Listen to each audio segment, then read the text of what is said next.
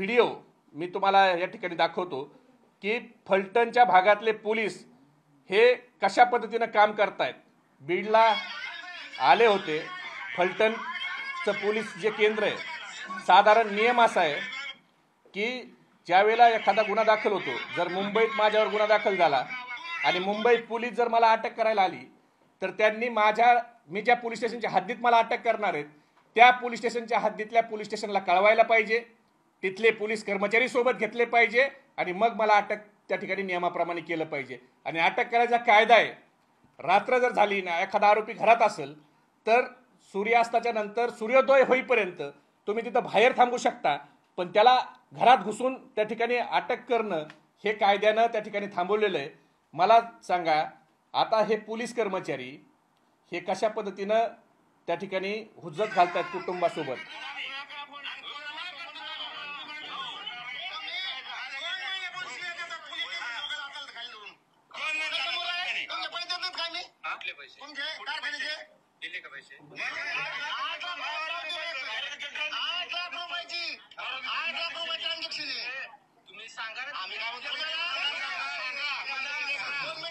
हा व्हिडिओ आहे, याच्यात बदने स्वतः आहे आणि हा व्हिडिओ 6 मिनिटाचा आहे। मी तुम्हाला सगळ्याला व्हॉट्सअपवर टाकून देतो।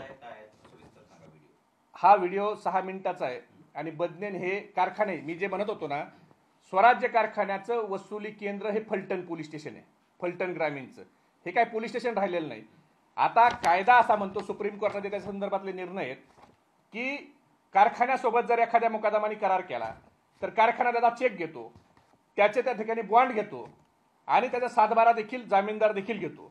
तर जर कारखान्याचे पैसे हे काही मुकादमाकडे राहिले, त्यांनी दिले नाही, तर 138 प्रमाणे तुम्हाला त्याला नोटीस पाठवावं लागते, त्याच्यावर 138 प्रमाणे कारवाई करायची, गुन्हा कोर्टात रजिस्टर करायचा। पोलीस स्टेशनला 420चा गुन्हा हा चेकच्या प्रकरणात करू नये असं सुप्रीम कोर्ट सांगत असताना तुम्ही रात्री बेरात्री जाऊन आरोपी आणता कसे? तुम्हाला व्याजासहित पैसे द्यायची तरतूद आहे ना 138 मध्ये। 420 हा चेक ज्या प्रकरणात चेक आहे त्याच्यात 420 होत नाही। मग फलटण पोलिसांनी का असे 420 दाखल केले? कुणाच्या दबावाखाली 420 दाखल केले? आणि त्याच्यात अजून एक गमतीशीर सांगतो, त्या व्हिडिओमध्ये जे पोलीस कर्मचारी गेलेत ना, त्यातला एक पोलीस कर्मचारी हा संदीप ठणके जो व्हिडिओमध्ये दिसतोय तो फलटण शहरचा आहे आणि सुजित मेघवाडे जो त्याच्यात व्हिडिओमध्ये दिसतोय तो फलटण ग्रामीणचा आहे आणि स्वराज्य कारखान्याचं कार्यक्षेत्र हे फलटण ग्रामीण आहे। मग फलटण शहर आणि ग्रामीण हे दोन्ही पोलीस एकत्र कामाला, ते पण मुकादमाच्या घरी रात्री बेरात्री, स्थानिकचा पोलीस न घेऊन जाता। नेमकं ह्या गोड साखरे मागच्या कटू कहाण्या कधी संपतील फलटणच्या? हे कुणाच्यामुळे चाललंय? आणि हे दहशत, दादागिरी, एवढा गुंडाराज, त्या आगवण्याच्या मुलींना त्या ठिकाणी सुसाईड नोट ते लिहितात, व्हिडिओ करतात, त्याची कुणी दखल घेत नाही। म्हणजे हे गुंडाराज कुणाला वाचवण्यासाठी चाललंय? नेमकं फलटणला जे जंगलराज चाललंय ते जंगलराजचा वीरप्पन कोण आहे देवा भाऊ? हा प्रश्न महाराष्ट्राला पडलाय। तुम्ही सांगणार आहेत का नाही त्या वीरप्पनचं नाव? महाराष्ट्राला कळणार आहे का नाही? हा नन्नावरे जो आत्महत्या करतोय व्हिडिओ करून,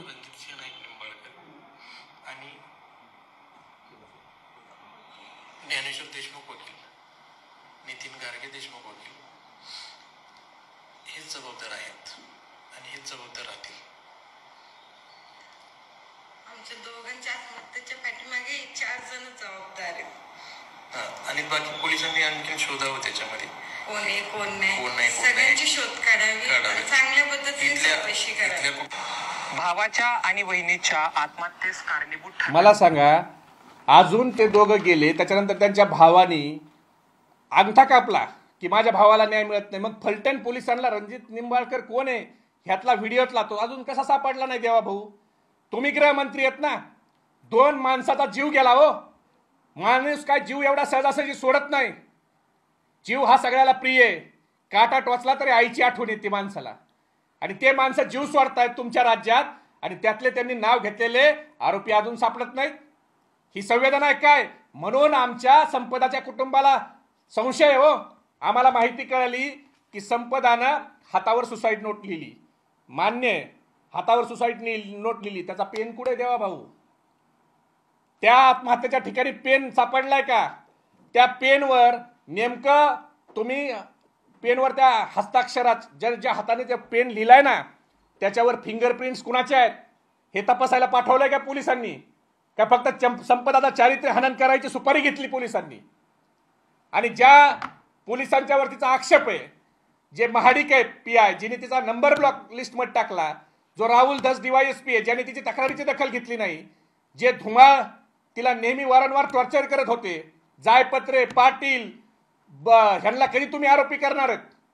आणि कोण खासदार आहे तो ज्याचा तक्रारीमध्ये संपदानं नाव लिहिलं आणि त्याचे 2 PA? अहो ह्यांची माजमस्ती बघा. ज्या संपदानं 2 PAचा उल्लेख केला ना त्यातला एक PA हा शिंदे नावाचा, हा फलटणच्या ग्रुपमध्ये टाकतो महबूब शेखला हे प्रश्न विचारा आणि धमक्या द्या. ह्या फलटणच्या भाजपच्या ग्रुपमध्ये तुम्ही चिथावणी करताय. आणि मी एका पक्षाचा युवकचा अध्यक्ष, विधानसभा लढलेला माणूस, मला फोन केला आणि मला जीव मारण्याची धमकी दिली. असल्या धमकीला बिमकीला मी तर भीक पण घालत नाही. जरा माझी चौकशी करा. माझ्या डिक्शनरीत महबूब शेखच्या भीती हा नावच नाहीये. त्यामुळे तो विषय जाऊ द्या. पण ज्याने मला दम दिला तो व्यक्ती, त्याची हिंमत काय झाली दम द्यायची? तर 15/12/2015 कैलासवासी ज्योतिराम चव्हाणचा खून झाला फलटणमध्ये. आणि ह्या कैलासवासी ज्योतिराम चव्हाणच्या खुनामध्ये ज्याने मला फोन केला त्या स्वराज काशीदला DYSP नावाचे त्यावेळेचे चोपडे ह्यांनी अटक केली होती. त्याची इर्टिका गाडी त्या खुनाच्या गुन्ह्यात जप्त आहे.